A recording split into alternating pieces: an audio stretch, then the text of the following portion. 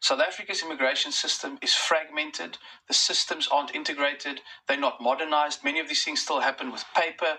And most importantly, they are often subject to human discretion, decisions around immigration. And that is what we need to tackle at its heart. We need to radically digitally transform Home Affairs. We need to do that in the immigration space, but in many other parts of our services, including the long queues that you deal with and getting things like ID documents and passports. At the heart of the challenge in Home Affairs is the fact that decisions are made by human beings, that systems don't speak to each other, that often applications are made and you can't even track what the status of that application is. That is what we really need to tackle at the core if we're serious about dealing with illegal immigration and many of the other challenges.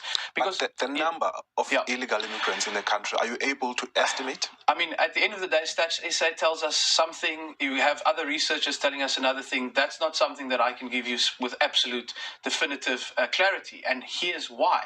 Because we don't have an integrated IT system that can answer that question. When people talk about the need for audits, I say audits must be 24/7. Think about the South African Revenue Service. They have built a very modern digital infrastructure that automatically flags when someone should be audited. It's not a question of discretion or a human decision. It says there's something fishy in this application. Please audit this person.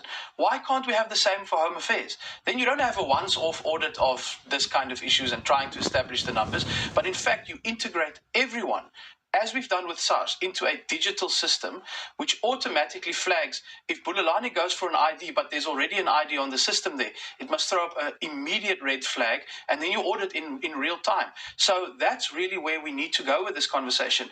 I've said to our officials, we can either spend the next 5 years being firefighters and just putting out fires 24/7, but then after these 5 years, the source of the fires will still be there.